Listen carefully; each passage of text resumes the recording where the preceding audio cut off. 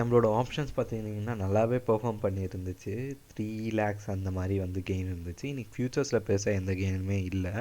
Futures வந்து ஒரு 82K negative அந்த ரேஞ்சில் தான் இருந்துச்சு. ஆப்ஷன்ஸ் வந்து ஒரு 0.4% இன்றைக்கி வந்து கெயின் ஆயிருந்துச்சு. இது வந்து ஒரு நான் எக்ஸ்பைரி டேயில் ஒரு நல்ல கெயின், ஓகேவா. பட் இதையும் தாண்டி இதுக்கு பருத்தி முட்டை குடோன்லேயே இருந்திருக்கலாம் அப்படின்ற மாதிரி இன்றைக்கி ஒரு சம்பவம் நடந்துச்சு. அது என்னன்றதை நான் இதுக்கப்புறம் சொல்கிறேன். ஸோ இன்றைக்கி டேவை பொறுத்த வரைக்கும் பார்த்துருந்திங்கன்னா, நான் ஆல்ரெடி சொல்லியிருந்த மாதிரி மார்க்கெட் திருப்பி அதே இடத்துல தான் ஓப்பன் ஆச்சு. நேற்று நம்ம டிஸ்கஸ் பண்ணியிருந்தோம் 26,000ன்ற ரேஞ்ச் வந்து மோஸ்ட்லி ஓப்பனிங் இருக்குன்றது. 25,996 ஓப்பன் ஆச்சு.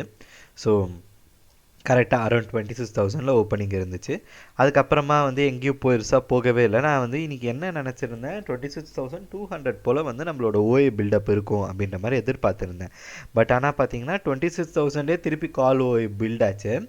அதே இடத்துலையே ரெசிஸ்டன்ஸை ஃபார்ம் பண்ணி மூவ் பண்ணி விட்டாங்க கீழே சூப்பராக. ஸோ அது ஒரு விஷயம் நடந்துச்சு இன்றைக்கி. அதுக்கப்புறம் என்னென்னு பார்த்துருந்திங்கன்னா, நான் ஆல்ரெடி சொல்லியிருந்த மாதிரி இந்த வீக் ஒன்றும் பெருசாக மூவ்மெண்ட் இருக்காது. இதே இடத்துல தான் கன்சால்டேஷன் இருப்பாங்க, ஸ்லோ புல்லிஷ் அந்த ரேஞ்சில் தான் இருப்பாங்க, நம்ம டிஸ்கஸ் பண்ணியிருந்தோம். அதே மாதிரி தான் இருந்துச்சு. ஸோ இப்படி தான் கொஞ்சம் கொஞ்சமாக மேலே போயிட்டுருக்காங்க.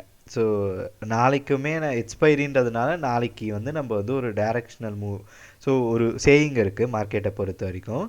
ஸோ வந்து ஒரு எக்ஸ்பைரி மேக் பண்ணுற ஹையை அந்த ஃப்ரைடே பிரேக் பண்ணலை அப்படின்னா அதே இடத்துல தான் வந்து மார்க்கெட் இருக்கும் அப்படின்ற ஒரு இது இருக்குது. ஸோ ஏர்லியராக வந்து எக்ஸ்பைரிஸ் தேர்ஸ்டேயில் இருந்துச்சு நிஃப்டியோட எக்ஸ்பைரிஸ் எல்லாமே. ஸோ இப்போ பார்த்தீங்கன்னா டியூஸ்டேயில் இருக்குது.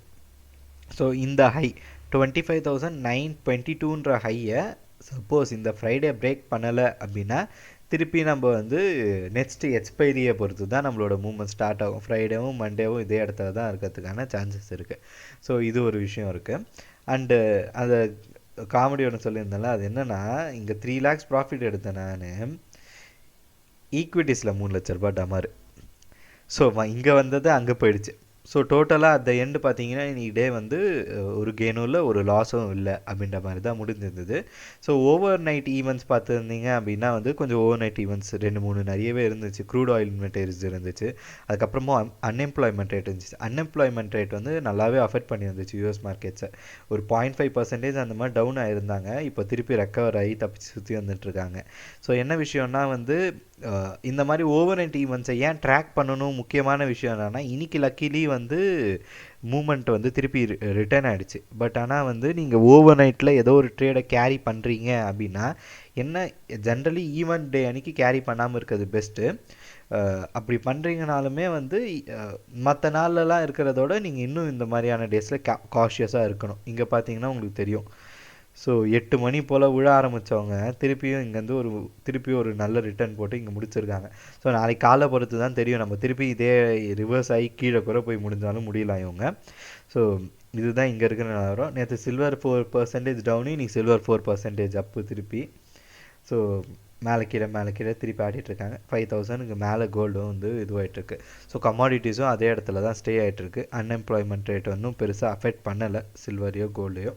ஸோ நாளைக்கு மார்க்கெட்ஸ் இதே இடத்துல ஒரு லிட்டில் நெகட்டிவில் இதுவை பொறுத்த வரைக்கும் என்னென்னா, கிஃப்ட் நிஃப்டியை பொறுத்த வரைக்கும் இதே இடத்துல தான் ஓப்பனிங்கை வந்து ஷோ பண்ணிகிட்ருக்கு. ஸோ மார்க்கெட் நாளைக்கு இதே இடத்துல ஓப்பன் ஆகிறதுக்கான சான்சஸ் தான் ரொம்ப ரொம்ப அதிகம்.